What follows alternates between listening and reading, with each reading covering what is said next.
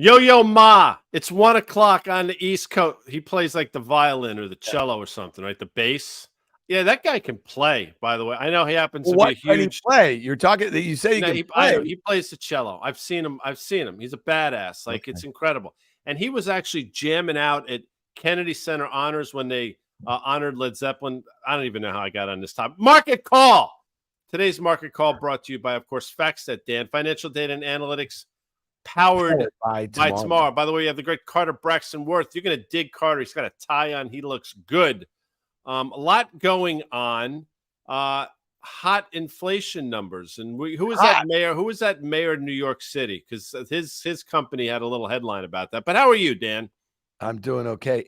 Guy, we call you Nostradamus every once in a while. You kind of have this thing where you look into the future and you kind of make a guess about what's going to happen. I mean, you've been talking all summer about these inflation readings. They bottomed out, is what you were saying. They're going to start to pick up a little bit. And it's funny. I mean, again, you could have just looked. It's just math, right? A lot of it. And you've been making that point pretty clearly.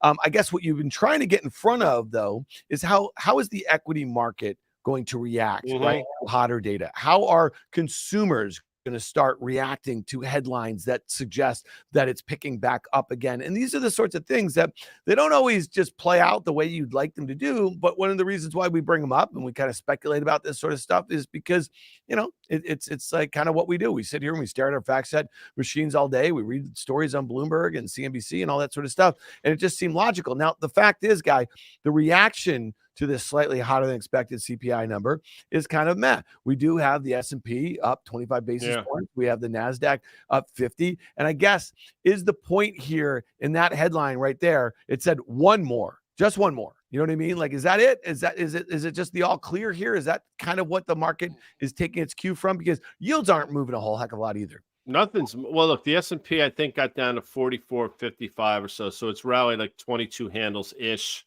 over the last couple hours, which is, you know what? I understand. Not a big deal, but it is impressive because, again, we play this game on fast money. If you had told me X, what do you think the reaction of the market would have been? And again, I was sort of anticipating a hotter than expected number. It was actually even a bit tad hotter than I thought it would be. So I thought it would be easily we could have the S&P down 35 to 50 handles on a number like that. Again, given where we are, didn't happen. At least it hasn't happened yet. So you're right. It is sort of matched, and yields haven't really moved either. So I think you're right to point both those things out. What I would push back on a little bit, and I know you're sort of playing devil's advocate, is that even if the Fed were to move one more time, again, I'll say this for the 25th time, I don't necessarily think it matters at this point. The work they've done, the damage they've done is already sort of behind us, and we're going to start feeling the impact. So I think you're starting to feel it in some of the numbers that we've seen.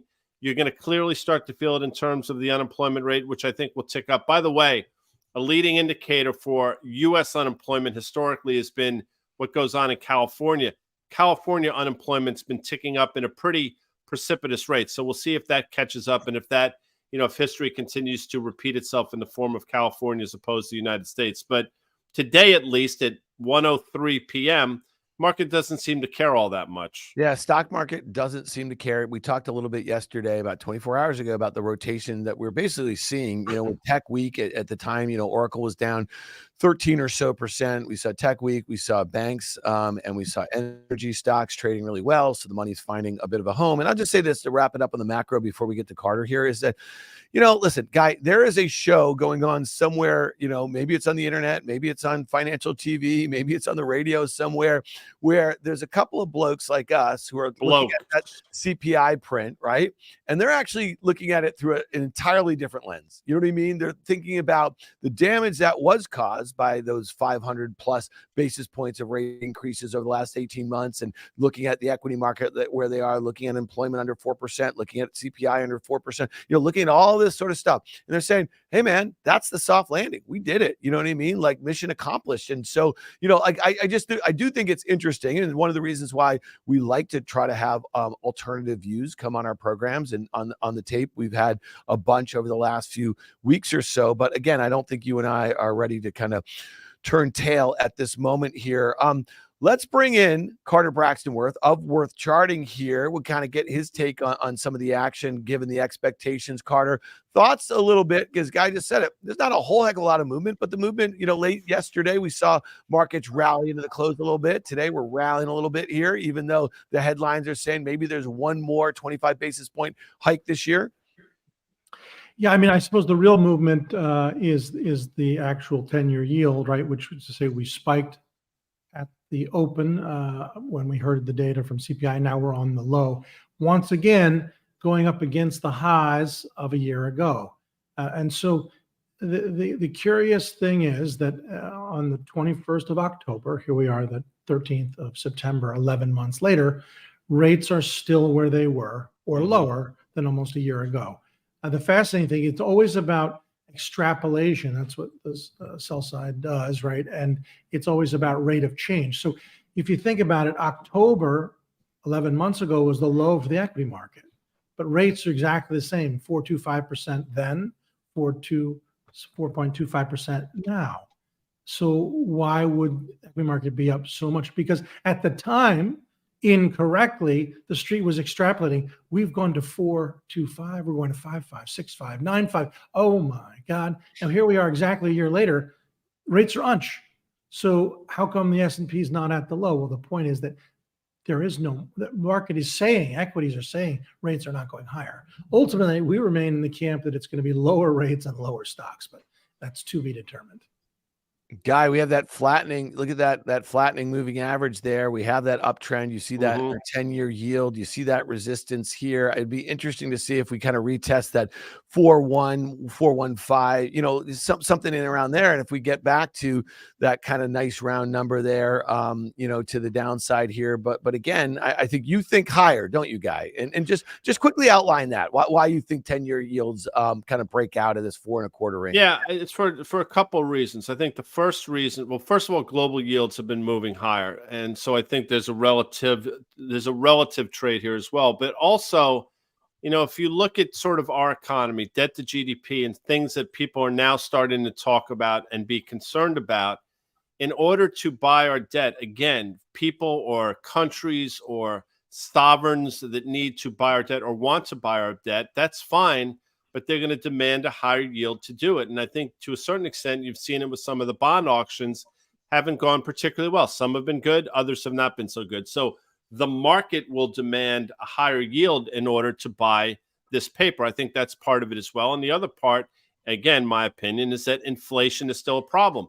And we thought you'd see a reacceleration September into the fall. And at least today, you're starting to see that. So all those things put together, which is why I think yields go higher. Now, the flip side of that coin, and I can completely understand on a technical level why we would fail here or start going back down.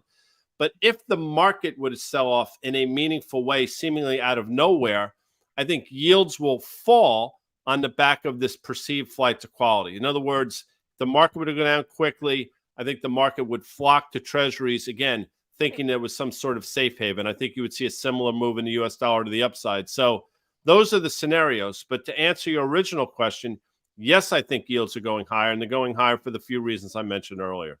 Yeah, Carter, let's look at you this morning on worthcharting.com. You guys can find all of his great work there. His daily reports delivered to your inbox. I got this one, and I thought the timing was really good.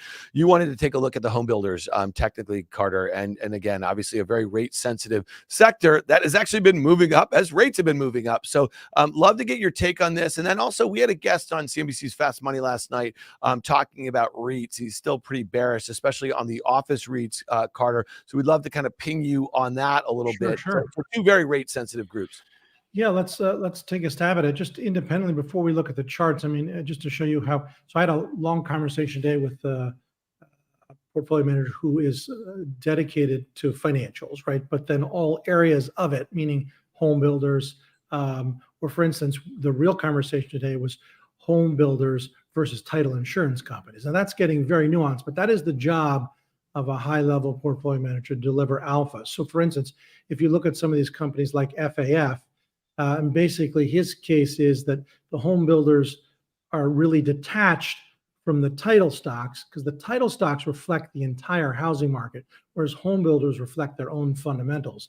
And at some point, right, one is an issue with supply and demand, but the other is more of a macro issue, right? And so there's a lot of insight that I frankly am not privy to or don't spend time on, but most of us wouldn't unless you are dedicated to this kind of very nuanced work, and of course getting it right in order for your $20 billion portfolio to outperform its peers. So just take a look at that, title insurance stocks versus home builders on your own, each of you, all of us, it's worth a go. But let's look at the home builders themselves.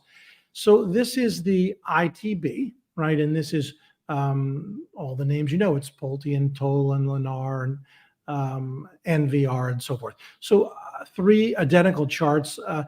We broke out, but if you don't stick your landing after you break it, you don't continue. That's called a false breakout. And while we're only slightly now below the breakout level, that's what it looks like to me. Look at the second iteration. It's a break-in trend. Let's toggle between the first and second. First is a false breakout and a break-in trend. So let's put them together. If we have the third chart, and there is the issue. Now, one could say, isn't that a minor head and shoulders top as well? It has that element to it.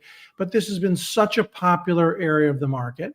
Do you just retain your longs? I would think no. So at a minimum, you trim if you're a long-only player, or you buy some puts, or you do a little bit of both, or you just reduce your exposure. And for new money, I'd rather be short than long. That's my thinking. Got guy on mute there.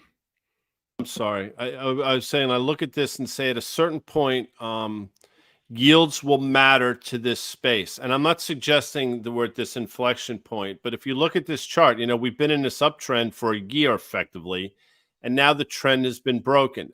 I don't think it's coincidence that the trend is being broken at a time where, again, 2-year yields are now north of 5%. And I do think, again, my opinion, 10-year yields are going to start to trend higher as well. So I guess if you believe the way I believe that yields will continue to go higher, you get that point of diminishing marginal returns in the home builders, and it's manifesting itself here. So whether Carter and I are right in terms of the yields, it's clear that something has broken here in terms of this ETF and in terms of the individual names. Yeah, I agree with the technical setup, and I also agree with the kind of view on yields and some of the dynamics in the housing market. So to me, I think that's a great one to kind of press maybe a little bit. So Carter, before we had this conversation, we mentioned this gentleman. Was it Jonathan Litt guy? Mm-hmm. He was on the program last night, and it's interesting. He was on, I want to say, in the spring, and we were talking about some of the office REITs, and he is an investor in the space, and it seems like he's a bit of an activist too. And he highlighted months ago, and this is, I think, when a lot of these REITs were at their lows, saying that he's still bearish, but the equities don't have a lot of market cap in them, meaning like it doesn't seem like they're great shorts at the time. Mm-hmm. And so he was on last night, and and shout out to Karen Feinerman, our co-panelist. I think she bought Simon Properties at the time. We'll look at that too a little bit. You can just see this thing was trading at multi-year lows. I think we have an SPG chart, and you can see where it is now. I think it's up 40, 50% or so. But last night, Lit was talking about ARE, Alexandria. I've never even heard. I don't follow space, but this one guy was very near its 52-week lows, and it seems like when Mel asked him, "What's your favorite short in this space?" he said that one. If you look at that, you back that out to a 5-year chart. This is a hard press, in my opinion. You know what I mean? But look at the SPG really quickly on a 1-year and a 5-year basis, and that one, if he's really bearish on the space, I mean, that seems like a better short to me. Carter, quickly on that, and then take us through how you'd be thinking about the space. Right. So Simon was the biggest of all the REITs at one point. Of course, it's very tied to the consumer, as all will know. And the question here now, is this particularly actionable? I would say no, more of a pair of twos to my eye. But a couple things about the space, I think you mentioned a little bit. The sector itself, right, is a very small part of the S&P, right? We know that REITs are 2.4% of the S&P. And of those, of course, the top 3 or 4, Prologis, which is a storage REIT, American Tower would be the second one, Public Storage, Crown Castle. The big towers, it's not actually a lot of apartment REITs and things like Simon. Simon's a 3% weight. At this point, I don't think REITs have a lot of downside. Now, that doesn't mean you can't find individual names that are great shorts. Many are levered and will go out of business. That's what happens in a cycle. People don't like the office towers, and yet you mentioned, I know Karen has made a commitment to them on the long side. That's what makes a market. But REITs overall, we can look at ETFs to do that. My hunch is that the lows are in and that there's asymmetrical upside. And again, remember, it's not about office towers. They're not a big weighting. The biggest weighting at 10% is Prologis. It's a warehouse REIT. And then it's American Tower at 7% and so forth. So there are two ETFs. They're identical. But the bigger, the more liquid one is the IYR, the R shares rather than the SPDR. But you can see, just to make the point how identical they are, look at this chart over 2 years, look at a longer term. So they are the same thing, and they are meant to capture the performance of the S&P 500 real estate sector. But go with IYR, it's twice as liquid. So this is what my eye sees. We have a low in October. Well, that low's not random. It's the same low as the S&P low. And we have since then a series of higher low, higher low, higher low. Let's put some lines in. Let's take away the higher lows and leave the lines. Let's pull the lines back a little further. Let's pull them back even further. And so the question is this particularly actual? No, this is what a pair of twos is. I mean, what about that? If I took that writing on the upper left corner away and you didn't know what it was, software stock, a home builder, an index of China or the Kospi, you would say, I don't know, do I really want to play for the break-in trend? We'll see. I'd rather press it if it gets down there. Do I want to play for a bounce? Why? This is what a pair of twos is. I just don't, my hunch is the lows are in, and that it just becomes the yield play that it is. That's fair. And it's interesting, you look at this chart and a series of lower highs, and that goes back from early 2022, and a series of higher lows, as Carter just said. And in order to trade this, I mean, right here, I think you're guessing clearly. I mean, I do have a view. I'll sort of differ a bit and say this thing breaks trend and goes down, but let the market be your guide. And I do think if we break that uptrend, we're going to test those lows we saw in October and last year in October. Or if Carter is right and we break that downtrend, and then you could be looking at levels you saw earlier this year. But if we go to Alexandra real quick, ARE, because you had that little longer term chart, I actually brought this up on Fast Money last night. I think it's trading about 111 and change right now. I mentioned that this 108 level is a huge support level. You can see, obviously, that move to the downside we saw early in 2020 for obvious reasons. So there's your support. But if we were to break down through here and there's really no meaningful bounce, I think Jonathan's going to wind up being right. And as Doug Cass just texted me, Dan, I think you probably have it as well. Jonathan Litt is probably the preeminent person in the space. So if he's pressing shorts here, who am I to argue? No doubt. doubt. Right. Just to make a point, this is a stock that's at its COVID low. That's what a breakdown juncture is. The REITs are nowhere near their COVID low as an aggregate, right? And so this is a testament to relative strength. You basically favor winners and you have relative losers as your shorts. I would think this breaks, and I would say a price objective for ARE is about 85. Hey, Carter, before we let you go, I hope these guys can pull up ARES. Okay, so it was interesting because Lit also mentioned last night, Guy, how the huge beneficiaries of the disruptions in the space, it hasn't been the banks, it hasn't been it's been these private equity players. I mean, look at this chart, okay, Ares, okay, pull up BX. This is Blackstone. We spent a lot of time in the fall of 2022 talking about the gates that were up, and I know that they put the gates up, the gates are in the docks, and there are small percentages in this, that, whatever. We were talking about that B REIT. Remember that late last year a little bit, but look at how this one's traded. Look how KKR is traded. I'm just saying in general, we keep hearing about private credit. We keep hearing about just the beneficiaries of a lot of the disruptions that we've seen since March, when we saw some of those huge regionals go under here. So I just do think it's interesting. Carter, what do these stocks look like to you? Right. So the leader has always been Ares, right? That's making all-time highs and is the better operator, actually. But the others are a different circumstance. If you look at Apollo, Carlyle, BX, right, and so forth, these are bearish to bullish reversals, KKR, and they continue to develop well. And the question is, do you favor the leader, ARES, or do you double back and get some of these laggards? I would do both. I like the space. Yeah. Guy, better than financials, better than regional banks. Yes. Yeah.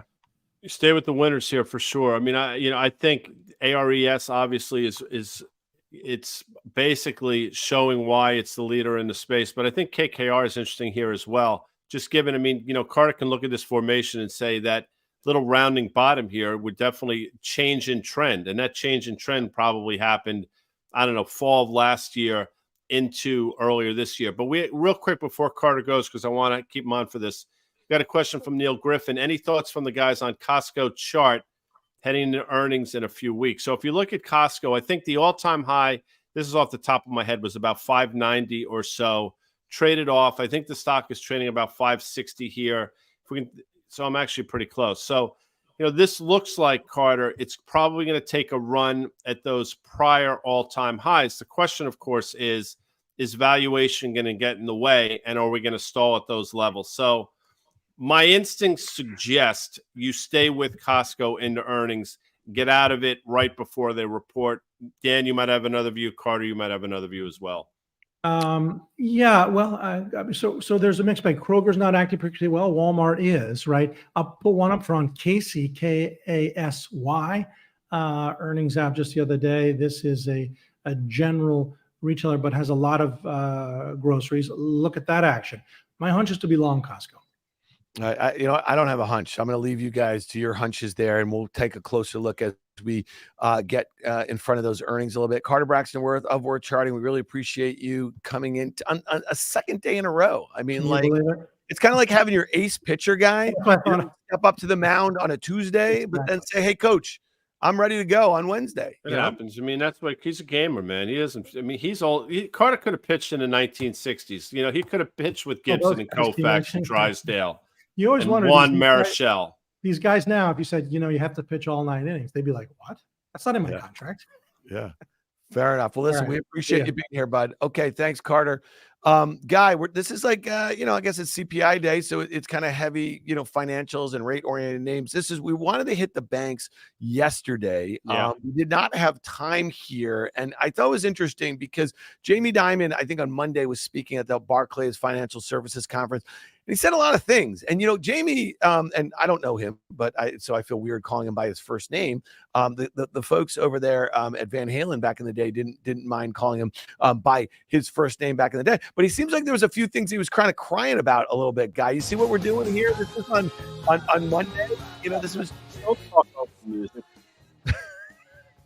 By the way, I would Van Halen's first album, the self-titled Van Halen, and if memory serves, which it typically does, Jamie's Crying is the first song on the second side. Back to you. All right, fair enough. You see what we did there? I mean, like our team. I mean, like we're getting there, man. Like we got a little music, we got a little, we're just doing it. It's a great song. By the way, I tell you, I call it my Pandora playlist, but truth be told, I think you and I both know it's Spotify playlist. So it's 845 songs, a lot of Van Halen on that Spotify playlist. By the way, no Sammy Hagar Van Halen. And if you're watching or listening right now, if somehow you think that Van Halen with Sammy Hagar is the same band as Van Halen with David Lee Roth, as I mentioned yesterday, in terms of waiting online at the Apple store, you're living life the wrong way. Back to you. That being said, Guy, I was with somebody the other day, and they were telling me about this great corporate event they were at, and this chef was there, and this was that, and they said, and Sammy Hagar was and I was like, really? I mean, like, I don't even know how.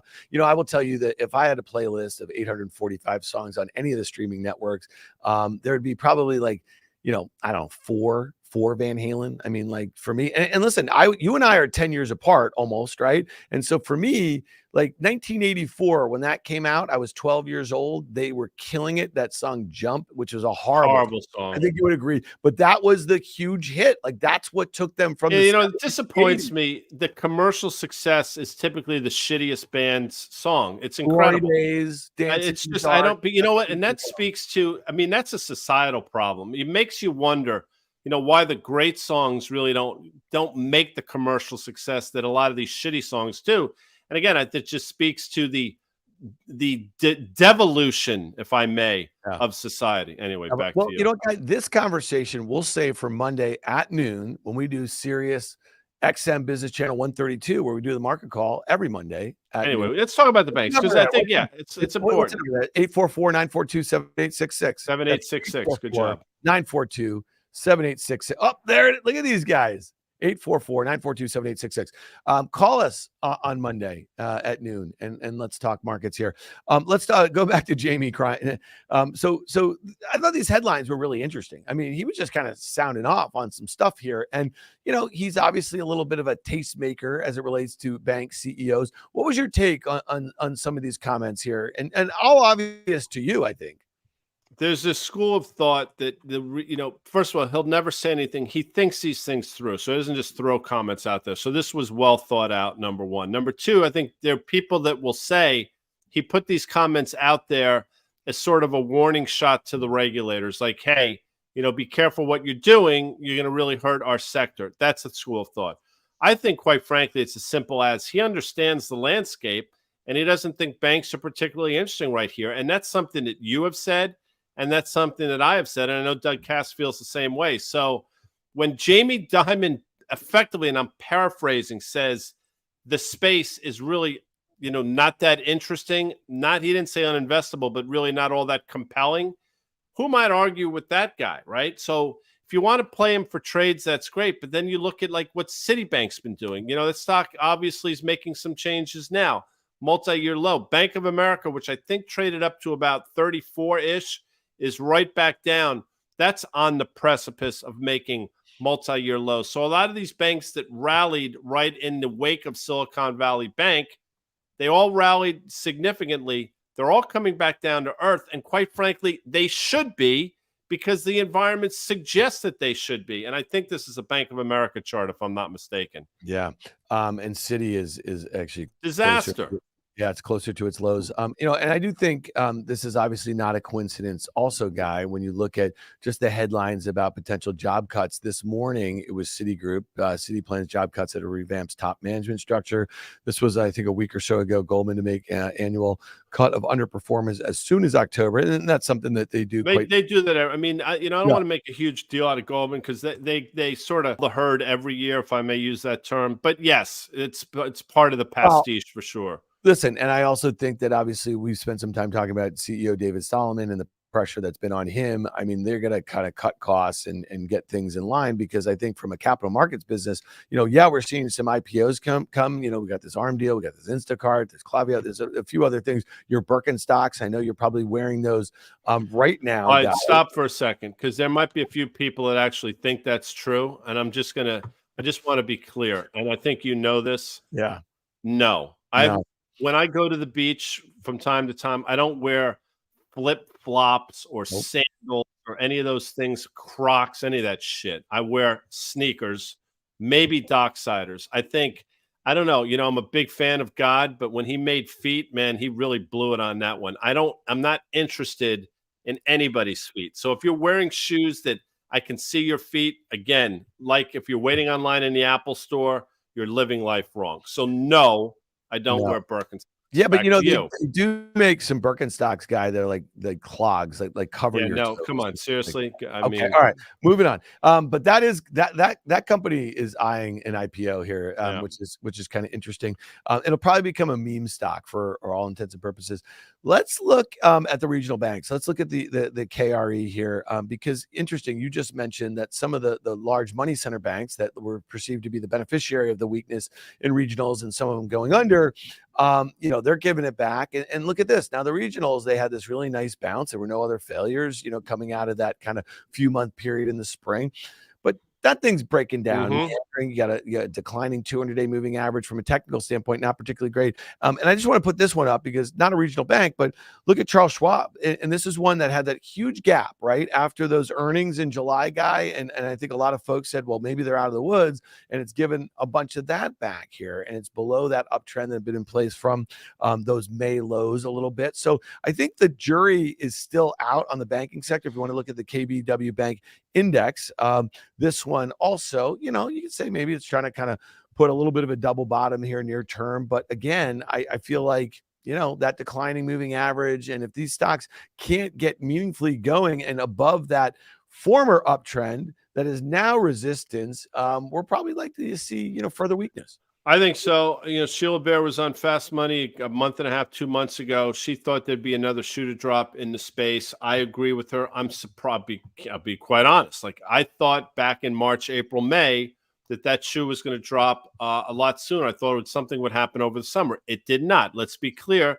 And the stocks continue to rally. We said for a while, in the absence of bad news, the KRE, the KBW will probably rally as people look for places they can wrap their head around in terms of valuation.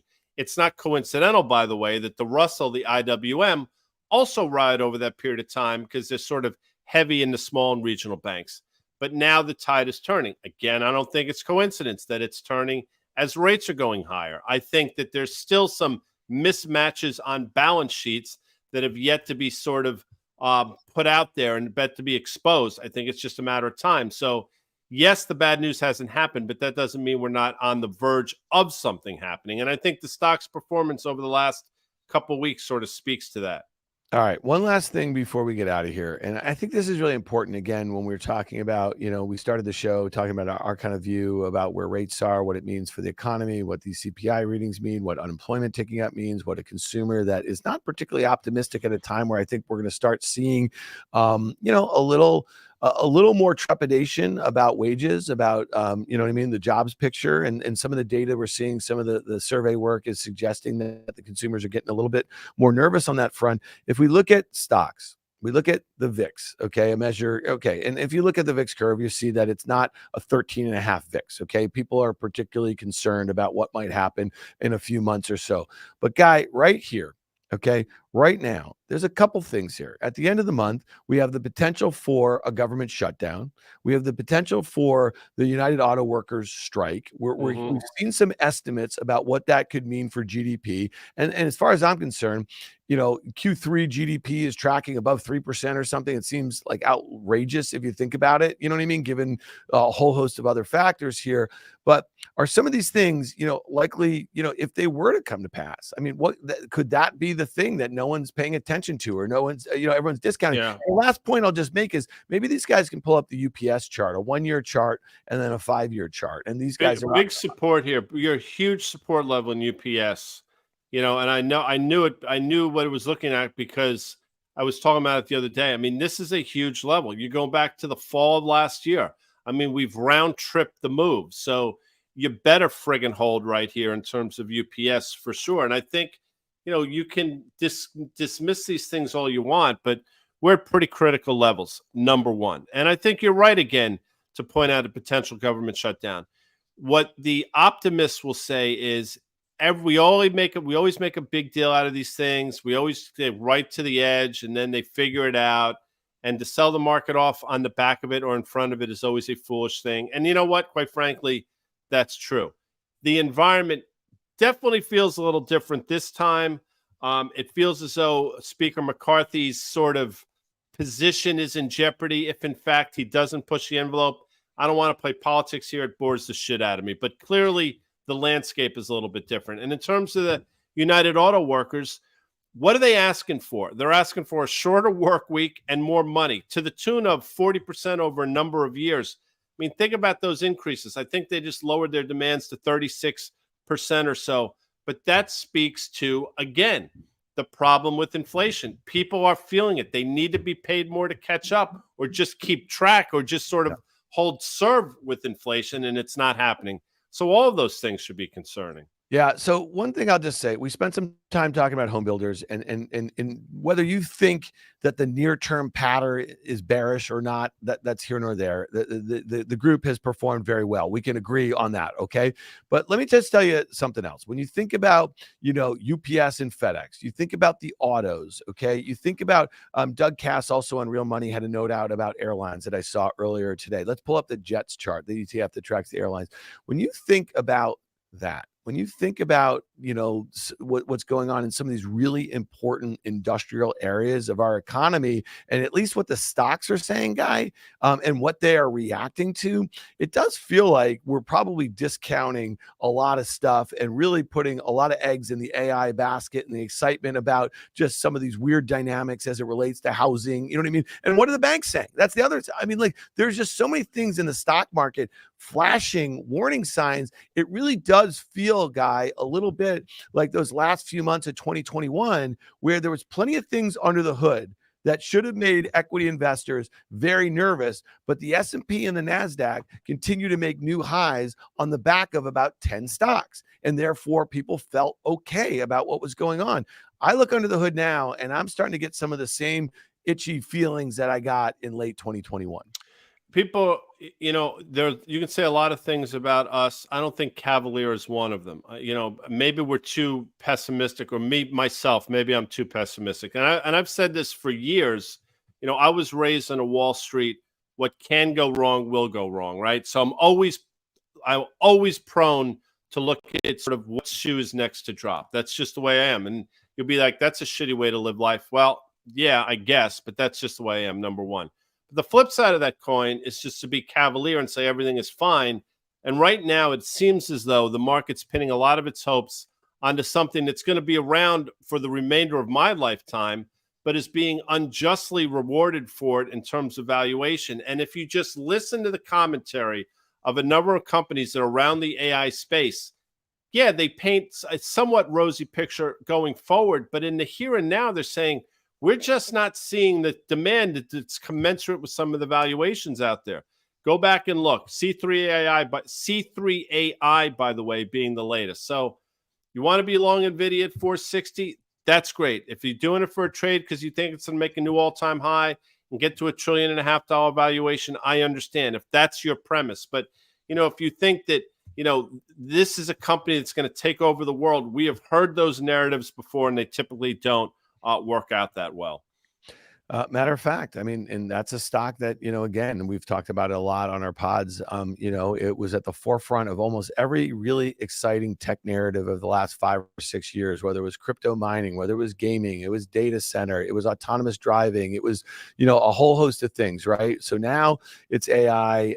But I think the most important thing is that the way Oracle sold off yesterday, down 13.5%, the way Microsoft sold off about 10% from its highs, like right before its earnings to the post earnings after its guidance, the way Apple, and again, this is not the AI trade, but, also sold off. I just think that, you put this together over the last 2 months, and I see a NASDAQ that's probably topping out a little bit. We talked about that uptrend, and that's a steep one, man. But if Microsoft and Apple, that looked very similar, could break their uptrend and they make up 20% of the NASDAQ 100, I think a few other names joining the party here, and you have this thing testing that 200-day moving average, and it's rising a little bit every day. I mean, that's something that I think if you are bullish heading into 2024, Guy, on a lot of the themes that have kind of gotten the market here, a 10% pullback in the S&P and the NASDAQ would be probably the best thing that could happen in the not so distant future, and really set up for a move in 2024.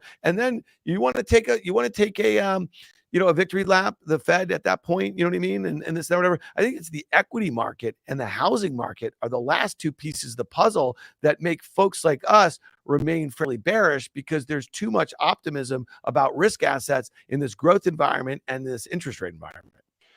Gene Munster was on Fast Money last night and we had a good conversation. He's obviously been an Apple bull, and he's been right to be bullish. He also acknowledged that in the here and now, in the short term, given some of the headwinds and for Apple, especially China, that, yeah, you could see a 10% move, and a 10% move in Apple to the downside gets you to that 160 level that you flagged a couple of times. It all does make sense.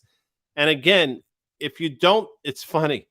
The Chinese putting a ban on Apple phones for government workers. People say it's not a big deal. Okay, that's fine. It's not a big deal. The next step is shadow ban it in the entire country. That's coming. I can almost, I hate to make any guarantees, but that's coming to a theater near you. Then you have to ask yourself, what does that mean for Apple? And people say, well, they're moving their supply chains and they're getting it. Yeah, that's great, except that takes time. And by the way, Apple's still a big market for them in terms of sales, despite the fact that they're probably number 4 on the depth chart in terms of their phones. It's still a huge number. None of these things are particularly good. So that's how I look at the world right now. I mean, I think China still is wielding a pretty big bat, and I think the geopolitical risk out there is still significant. And I think inflation is rearing its ugly head at the exact wrong time. Yeah, one thing while this chart's still up here, Guy, go back and look at Q4 of last year or the end of Q3, Q4. Look at the volatility that this stock was having. You know what I mean? There were some big moves, like some big palpitations. And then at the end of the year, it just fell out of bed. And it was making 52-week lows, Guy, in the first week of this year. And then look at this, the powers that be. It seems like every major mutual fund, every major pension fund, every major sovereign wealth fund, Berkshire Hathaway, they were just like buying it every day for 9 months. I mean, like literally every day. And look at how the volatility just came out of this stock. And so it's back right now. And there's 2 big gaps. One was earnings, and one was just, in response to that whole situation you just mentioned with China. And so, Carter said it yesterday. I'm no technician, but when you see the volatility bands now start to widen, you see 2 downward gaps on fundamental news. It just doesn't seem like something until it feels washed out, until it feels oversold, until you have bulls capitulate that you want to get back in after, or you want to start buying, you know what I mean? After this period of bottom left, upper right for 8 months in a 45-degree angle. In a world of passive investing, which has obviously been de rigueur, as they say, for, I don't know, many, many years, but really taken hold over the last decade or so. When Apple is I think Apple is in the top 15 holdings of about 347 or so ETFs. Money flows in, Apple goes higher. It's just that simple. So Apple wins to that world. Of course, the flip side of the coin is if the passive investing becomes active, it ain't going to be active on the way up. So just as Apple wins to the upside, it could be extraordinarily vulnerable to the downside if something were to, in fact, happen. Yeah, and just one last thing before we get out of here, Guy. I just want to make sure that you set your Apple reminder. I'm actually going to do it right now. Just put your phone up for a second. I'm going to say, hey Siri, wake Guy up at September 15th at midnight so he can put his pre-order in for his I've seen people do that hey Siri thing, like they talk to their phone. Yeah. And a lot of times it doesn't work, so they have to do it again. Yeah. Like hey Siri, like they get mad at it like it's a person, which is dumb. Beyond you. I mean, is that what we are as a society? We have to talk, hey Siri, remind me. You know what? Here's one for you. And you're going to get mad at this one. Hey, Siri, go fuck yourself. You can cut that out, Amanda. Sorry. All right. Well, we'll leave that one in. All right. Guy Adami, this was fun. We had Carter Braxton Worth charting. That was fun. Carter's just the man. Is he the man? Carter. He's the man. And then so thanks for being here, everybody. We got a lot of fun. We got a lot of fun responses. I'm sure somebody sees them. Not us, because we were very focused on the show today, weren't we, Guy? Absolutely, as we should be. And I apologize for the vernacular at the end. If you want to upset me, talk to me about anything about technology improving our lives and how much better we all are because of technology. Just go ahead. I'll wait. Anyway, that's it for Market Call. I want to thank our sponsor, FactSet, financial data and analytics powered by Tomorrow. Speaking of tomorrow, Elizabeth Young, EY from SoFi, will be joining us. Get ready, people. Butters joining us. I don't think he's going to be physically joining, but we'll have his work. And we'll be back tomorrow at 1 o'clock Eastern time. Hasta la vista, peeps. See you later.